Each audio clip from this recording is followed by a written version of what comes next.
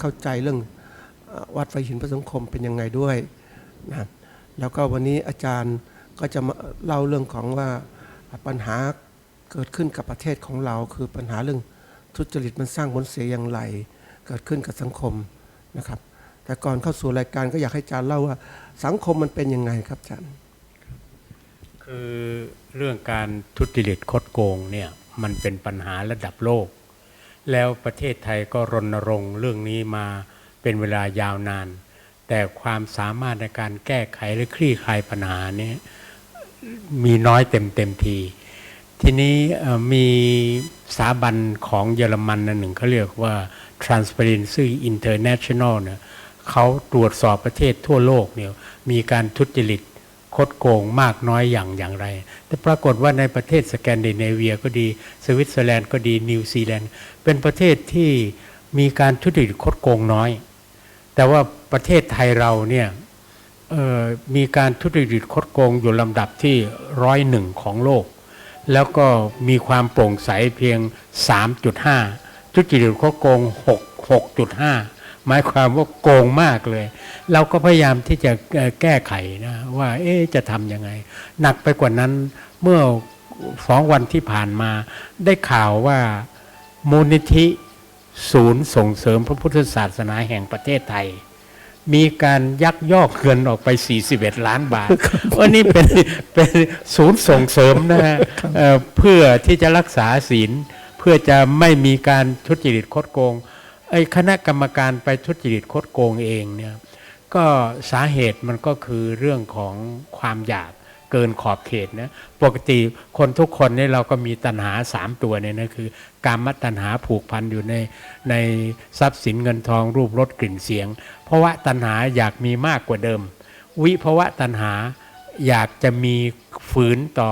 ธรรมชาติเช่นไม่อยากแก่ไม่อยากเจ็บไม่อยากตายอะไรพวกนี้นะแต่ทีนี้ภาวะตัณหาเนี่ยจริงๆคนเราต้องการเงินเนี่ยเราก็ทำงานแล้ว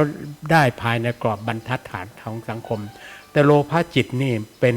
ความอยากที่มากกว่านั้นคือออกนอกลู่นอกทางตัวนี้แหละที่เกิดปัญหาการทุจริตคดโกงในโลกและในประเทศไทยที่มีมากเนี่ยนะครับตัวโลภะก็ใหญ่เหมือนกันนะอาจารย์ครับทีนี้ว่าสาเหตุอย่างนี้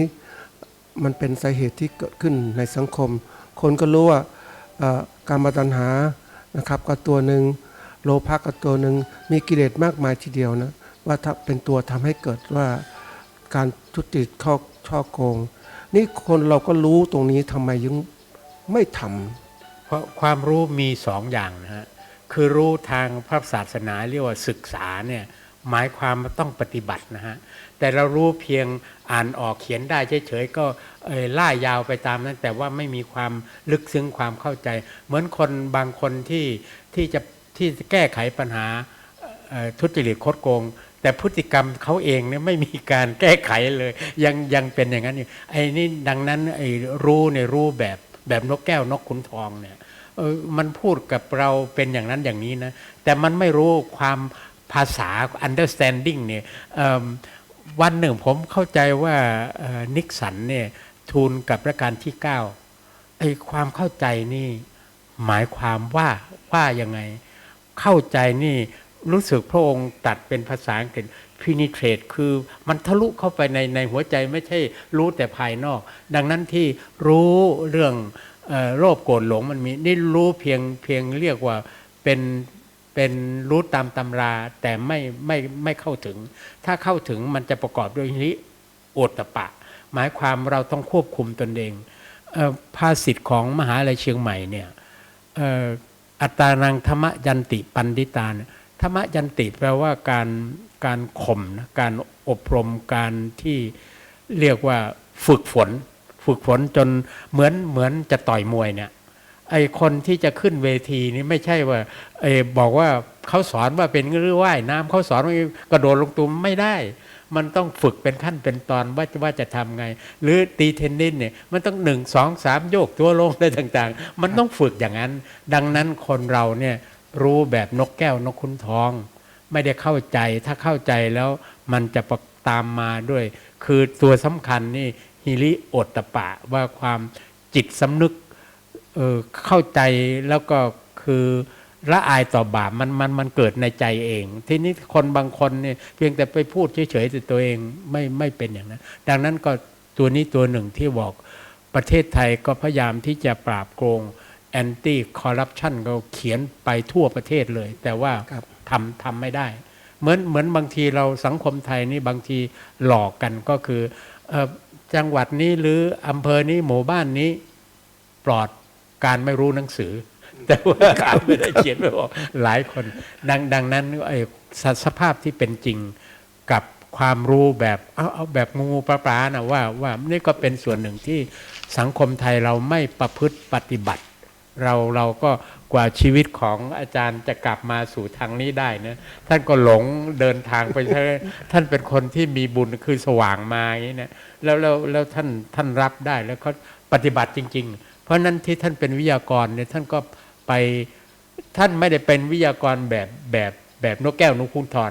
มันมาจากประสบการณ์เองแล้วอะไรที่พูดจากประสบการณ์นี้มันคือความจริงแล้วก็ความคืออธิบายได้ดังนั้นปัญหาทุจริตคดโกงในประเทศของเราเนี่ยมันก็มีปัญหาหลายส่วนอันหนึ่งคือค่านิยมที่ผิดคือยกย่องเงินยกย่องวัตถุใครมีรถมีอะไรแต่งตัวผู้ฟ้าอะไรต่างโอ้นี่คนรวยน่าเคารพนับถือมีสาวคนหนึ่งไปแต่งงานก็ถูกหลอกซะจะไอ้เนี่ยไปหลงอยู่ในสิ่งในเปลือกภายนอกแต่แก่นแท้ภายในหรือความเป็นคนเป็นมนุษย์เนี่ยก็คือเป็นมนุษย์เนี่ยเขาบอกให้มีหิริโอตปะนี่ก็เป็นสมบูรณ์แล้วแต่พวกนี้มันเป็นมนุษย์สเปโตอ่ะคือเป็นสัตว์โลกประเภทหนึ่งที่ไม่เข้าใจพวกนี้ดังนั้นไอ้สาเหตุตรงที่เราหลงในค่านิยมที่ผิดแล้วก็ไปยกย่องเงินยกย่องวัตถุใครมีเครื่องใช้จ่ายไอ้ดีหรือยี่ห้อดีเนี่ยหรือบางคนนะไอ้นักการเมืองบางคนไปต่างประเทศมาไปซื้อเสื้อซึ่งในบ้านเราในสักประมาณตัว100-200นะยี่ห้อนี้ของอิตาลีนะ5,000หรือ11,000มันซื้อไอ้พวกนี้มันฉลาดน้อยคือภาษิตไทยบอกว่าซื้อผ้าให้ดูเนื้อไงครบคนให้ดูหน้าซื้อผ้าให้ดูเนื้อไอ้นี่เอาแบรนด์เอายี่ห้อมันถูกเขาหลอกมาทางนั้นฉะนั้นสังคมของเราเป็นผู้ใหญ่นะบางคนฉลาดน้อยคือไม่ก็เลยเป็นที่มาว่าเราจะมีฐานะอย่างนั้นอย่างไรก็แสวงหาพอแสวงหาก็ถูกความโลภเข้าครอบงำมีนักการเมืองบางคนเป็นคนฉลาดแต่โลภะจิตเข้าครอบงำท่านก็เสียคนเพราะฉะนั้นใครตกเป็นทาสเนี่ยคำว่าทาสเนี่ยเงินนี่นะฮะถ้าเราเป็นนายมันเอื้ออำนวยความสะดวกให้กับเราแต่เมื่อเราเป็นทาสมันเราไม่มีวันที่จะลืมตาอ้าปากได้เพราะว่าจะแสวงหาอย่างเดียวจนกระทั่งครอบครัวแตกแยกไม่มีความผูกพันกับลูกอะไรต่างๆห่างกันหมดดังนั้นการทุจริตคดโกงเนี่ยเป็นปัญหาหนักของโลกแล้วก็เป็นปัญหาหนักของประเทศไทยเราแล้วก็พระบาทสมเด็จพระเจ้าอยู่หัวรัชกาลที่9เนี่ยท่านพยายามแนะนำไอ้เรื่องเศรษฐกิจพอเพียงไม่ใช่เรื่องอะไรนะเรื่องควบคุมความโลภเนี่ยให้อยู่ในกรอบที่พออยู่พอกินพออย่าสร้างความเดือดร้อนแล้วท่านยังคุมบอกภูมิคุ้มกันนี่คืออย่าไปหลงในอบายยมุกด้วยทีนี้พอสังคมไทยเรามีปัญหาเรื่องค่านิยมที่ผิดไปเห็นว่าใครมีเงินคือคนนั้นเป็นคนวิเศษเป็นเทวดาใครมีทรัพยากรที่แบรนด์หรือยี่ห้อดีๆก็ไปหลงกราบไปอะไรต่างๆผมเคยบางครั้งพูดกับเด็กๆนี่ว่าถ้าเรารู้ว่าคนนี้เป็นทุจริตคดโกงนะอย่าไปกราบไหว้เขาอย่าไปเชิญเขามาเปิดงานที่พิธีสำคัญไปเชิญเด็กที่ไร้เดียงสาเนี่ยมันยังบริสุทธิ์กว่าเพราะว่าคนพวกที่ทุจริตคดโกงพอมันไปเปิดงานนะมือเปื้อนด้วยทุจริตคดโกงมันทำให้ปูนเนี่ยแตกร้าวแล้วก็บ้านตึกอาคารต่างของราชการพังหมดเพราะว่ามันได้เชื้อจากความที่ไม่โปร่งใสแล้วไปยกย่องในฐานะตำแหน่งดังนั้นวิธีแก้ไขก็คือ ผู้ที่เป็นหัวหน้าครอบครัวหัวหน้าองค์กรต่างๆต้องทำเป็นตัวอย่างแล้วจะต้องตรวจสอบมีการควบคุมแล้วระเบียบกฎเกณฑ์เนี่ยผมบังเอิญมีโอกาสได้เข้าไปสหกรณ์ออมทรัพย์มหาวิทยาลัยเชียงใหม่ตอนมีปัญหาเราก็จัดการซะว่าไอ้เรื่องระเบียบกฎเกณฑ์ต้องวางนี้นะ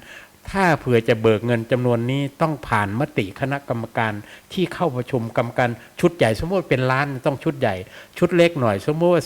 100,000-200,000ต้องกรรมการอีกชุดเล็กแล้วเซ็นรับ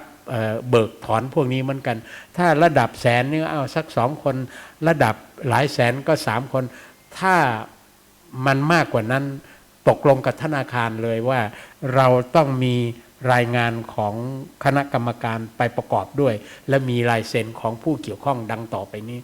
ก็เลยนับว่าดีขึ้นเพราะนั้นระเบียบกฎเกณฑ์เนี่ยบางครั้งมันหย่อนยานยิ่งบางเรื่องนะฮะไอ้งบที่เป็นงบกลางอะไรต่างๆเป็นดุลพินิจของผู้บริหารระดับสูงไอ้ดุลพินิจนี่แหละคือมันออกนอกเกณฑ์นะแล้วแต่ตามใจท่านว่าตามอัธยาศัยเนี่ยมันก็เกิดปัญหาว่าเป็นพรรคพวกใครหรืออะไรต่างๆเงินบางเรื่องต่างๆเนี่ยก็ทำไมไม่ออกบางทีก็ไม่อยากแตะรัฐบาลนะอย่างน้ำท่วมอุบลเนี่ยทำไมให้บินบรรลือฤทธิ์ได้รับการนิยมชมชื่นเนี่ยหน่วยราชการไปบอกว่าระเบียบกฎเกณฑ์มันเยอะอ้าวก็คุณคนจะจมน้ำตายจะดึงขึ้นลากเขาขึ้นเรือนี่คุณทำไมไม่มีวิธีพิเศษประเทศที่เจริญแล้วเขามีว่าอะไรที่มันมีความจำเป็นรีบด่วนอันนี้ต้องเข้าหมวดนี้อะไรที่รอได้ก็ต้องรอเลยอันนี้ปฏิบัติเหมือนกันหมดเลยแล้วก็หนักไปกว่านั้นบินบรรลือฤทธิ์ไปจ่ายคนละ5,000จ่ายตามเขาหน่วยราชการทำไมไปตามคนธรรมดาอีกประหลาดมากฉะนั้นก็เรื่องการแก้ไขนั่นคือผู้บังคับบัญชาผู้บริหารต้องเข้าไปควบคุมคือควบคุมแบบที่ให้รู้นะว่าคุณกำลังทำอะไรอยู่เหมือนตาวิเศษ2ระเบียบกฎเกณฑ์ต้องให้รัดกุมแล้วบุคลากรนี่ต้องมีคุณภาพก็พาเข้าวัดฟังธรรมว่าส่วนใดที่อาทินนาทานนี่คือ20 ประการนี่คือการทุจริตคดโกงทั้งนั้นจะพืชเปิดอย่างไรที่ไม่ซื่อสัตย์นะฮะอันนี้ก็เป็นส่วนสำคัญเราก็สามารถจะแก้ไขปัญหานี้ได้เชิญจันครับคนนี้ว่าปัญหาสังคมไทยเป็นสังคมเขาเรียกว่าเรียนแบบกันตัวแบบเนี่ยสำคัญคือตั้งแต่ผู้หลักผู้ใหญ่หรือว่าตัวสูงได้เป็นคนบังคับบัญชานะก็เป็นผู้ทำเสียเองแล้วเนี่ยมันก็แก้ได้ยากนี่ถามว่าตอนคนที่ระดับเนี้ยเล็กๆขึ้นไปเนี่ยตอนแรกเป็นดีนะครับทีนี้มันก็เกิดความโลภขึ้นอยากทำเหมือนคนอื่นเขาอยากจะรวยเหมือนคนอื่นเขาเงินไม่พอใช้ก็ไปโกงเข้ามาอย่างเนี้ยอาจารย์คิดว่าจะแก้ตัวนี้อย่างไรครับก็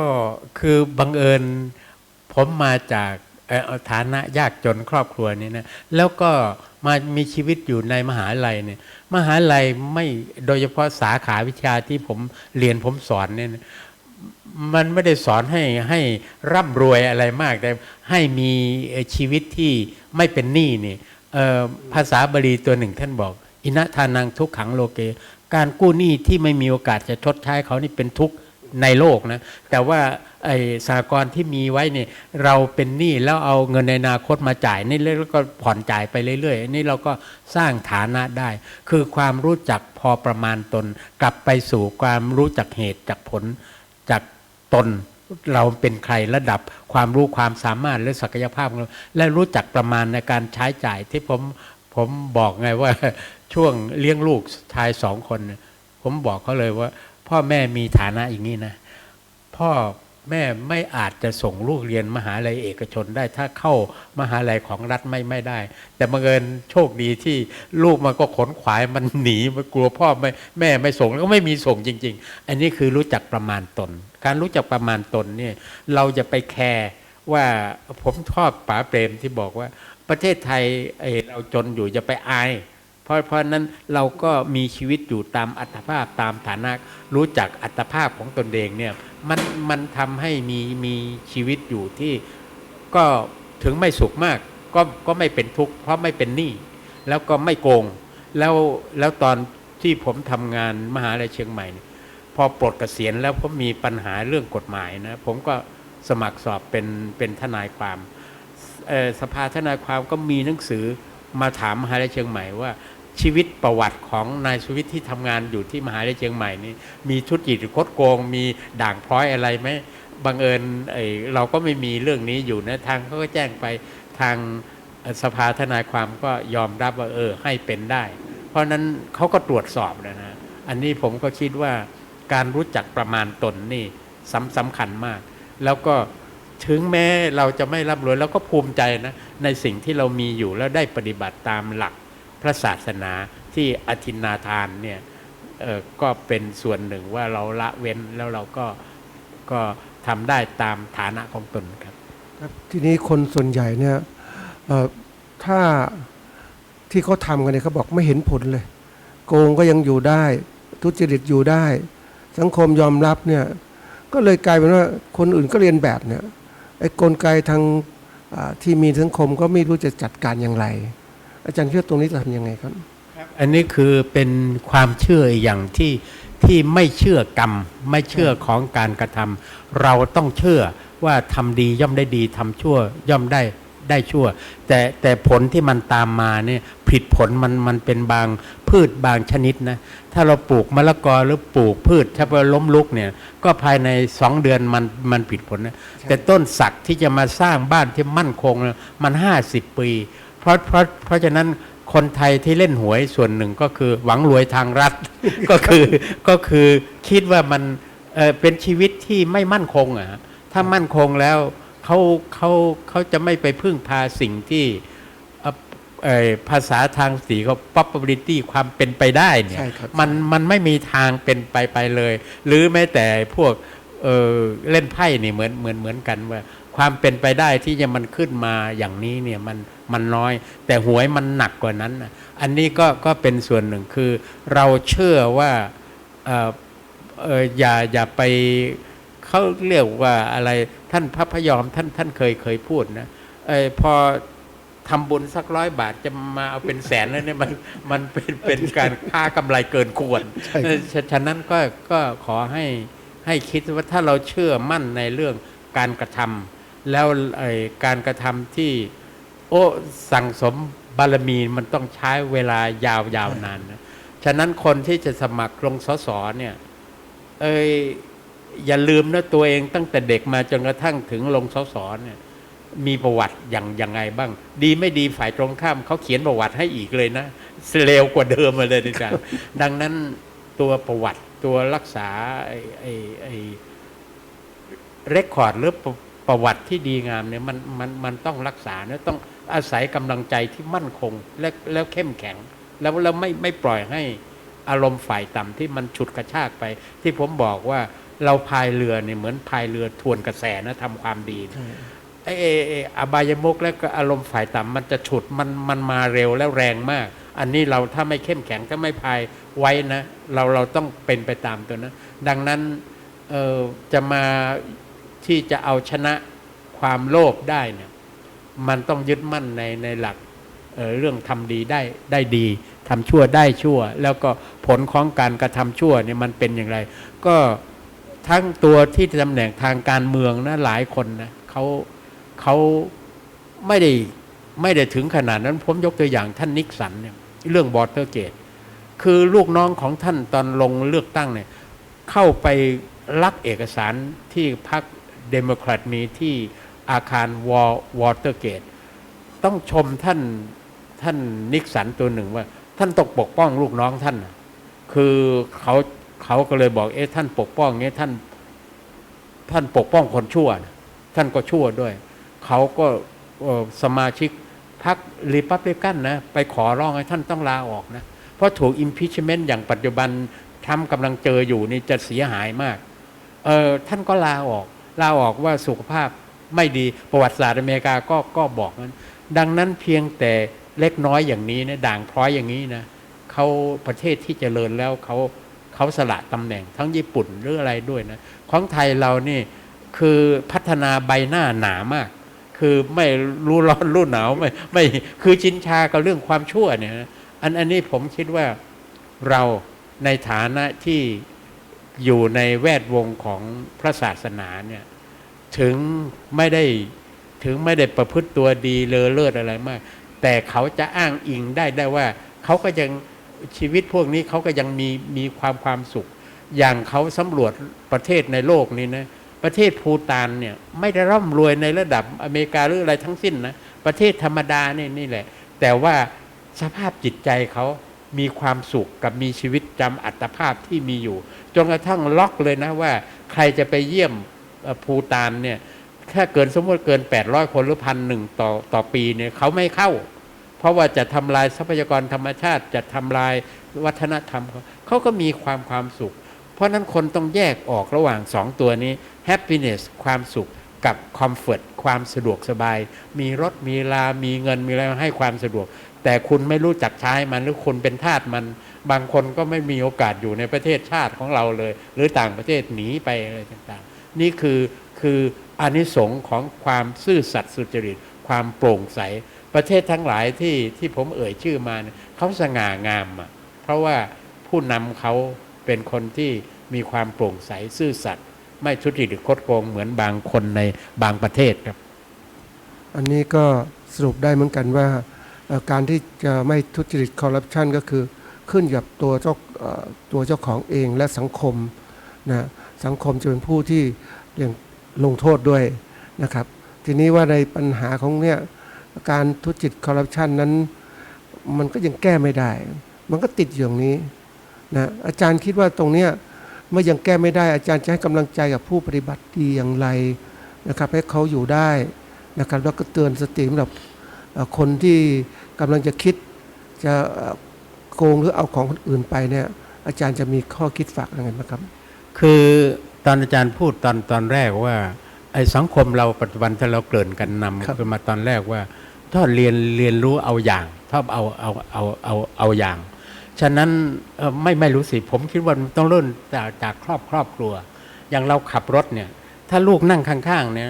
ระวังตอนสะบัดนะคือต้องสมมติว่ามีอะไรไอ้ที่มันจะเกิดขับข้องหมองใจเนี่ยนะเราต้องระงับไว้แล้วก็เราทำเป็นแบบอย่างว่าไอ้ระเบียบวินัยหรือไอ้การตรงไปตรงมาเนี่ยลูกก็จะเอาอย่างที่กลับมาสู่โลกภายนอกว่าเรามาพูดวันนี้พวกเราต้องยึดมั่นและปฏิบัติตนวางตนให้เป็นที่ยอมรับของสังคมกล่าวประวัติอย่างไรต่างๆเราไม่มีความเสียหายตรงนั้นฉะนั้นถึงเรามีชนกลุ่มน้อยมันก็ยังเป็นภาษาฝรั่งทางสังคมอย่างเขา reference group คือกลุ่มอ้างอิงถึงจะมีน้อยแต่เป็นกลุ่มที่สง่างามอย่างสมมติว่าเขาพูดถึงไอ้คนงามเมืองไทยโอ้เราเป็นนางงามจักรวาลมาหลายคนแล้วอะไรต่างๆนี้ที่ยังไม่เข้าประกวดมีเยอะเลยอะไรต่างๆนี้มันก็เป็นแบบอย่างได้ฉะนั้นขอให้เราไม่ได้มาพูดเฉยๆว่าเราต้องรักษามาตรฐานแล้วก็เปิดพฤติปฏิบัติตนทั้งในครอบครัวกับเพื่อนฝูงกับสังคมด้วยผมบางทีสมองบางทีมันออกเรื่องกลอนนะผมก็ไปเขียนกลอนบางทีก็เตือนเมื่อประชาธิปไตยในประเทศนี้นะถ้าเรามี67ล้านคนเราคือสมาชิกมีหุ้นส่วนในประชาธิปไตย1 ส่วนเพราะนั้นใครดำรงตำแหน่งนายกใครตำแหน่งอะไรต่างๆเขามีหุ้นส่วนเท่ากันฉะนั้นความสามารถความกล้าในทางวิชาการเราพร้อมที่จะแสดงออกผมก็เลยแสดงออกไปเรื่อยๆบางทีก็เป็นการเมืองแต่ว่าเพื่อเตือนเพื่อให้กลับเข้ามาสู่หนทางที่ถูกต้องชอบธรรมแล้วหนทางที่ถูกต้องชอบธรรมไม่ว่าประเทศไหนนะอย่างเอ็ดมันเบิร์กเนี่ยนักการเมืองของอังกฤษบอกว่าต้องมีพรรคการเมืองกับพรรคการเมืองต้องลงเลือกตั้งแล้วมีรัฐธรรมนูญยังไม่พอนะต้องปฏิบัติตามหลักศาสนาที่ตนนับถือและศาสนาที่พุทธคริสต์อิสลามนี่พื้นฐานเหมือนกันเลยมีศีลมีข้อปฏิบัติที่ให้คนเป็นคนดีเว้นแต่ตัวปลายตัวยอดนั่นแหละที่ต่างกันบ้างแต่พื้นฐานนี้ไม่แตกต่างกันอันนี้ผมก็ถือว่าทุกศาสนาทุกชาติอยากให้เราเป็นคนดีสอนให้เราเป็นคนดีฉะนั้นเราก็เป็นวิทยากรต่างๆก็ไปช่วยองค์กรต่างๆและตัวเราเองด้วย เป็นก็ไม่ถึงกับเป็นตัวอย่างที่โดดเด่นนะแต่หมายความว่าเราไม่ตกอยู่ในอำนาจของโลภจิต เราก็จะไม่ทุจริตคดโกงแล้วเราไม่ทุจริตคดโกงมีฐานะตามอัตภาพเราก็อยู่อย่างมีความสุขได้ เพราะนั้นชีวิตของคนเราเป้าหมายคือความสุข อย่าไปหลงติดในความสะดวกสบายที่บางครั้งมันเลยเถิดจนทำให้เราหลงอยู่วันนี้ก็เลยกลายเป็นคนทุจริตคดโกงไปครับอันนี้ก็เป็นข้อที่อาจารย์สวิตฝากท่านผู้ชมนะครับว่าเป็นเรื่องที่สำคัญการทุจริตคดโกงนั้นเป็นปัญหาสังคมเราต้องช่วยกันเริ่มจากตัวเราเองนี่แหละนะเราจะต้องรู้ต้องปฏิบัติตามหลักการพระพุทธศาสนาหรือว่าศาสนาที่เรามีอยู่แล้วเราก็ต้องช่วยสังคมในการที่จะประคับประคองตนเองให้เป็นตัวอย่างด้วยนะก็นั่นคือหลักการที่สำคัญนะครับวันนี้รายการวัดฟรีเพื่อชีวิตตอนปัญหาของการคอร์รัปชันคดโกงต่างๆก็ฝากไว้นะครับก็พิจารณาเราติดตามต่อไปนะครับครับวันนี้หมดเวลาลงแล้วครับสวัสดีครับเลยไม่ได้ให้อาจารย์ถามเลย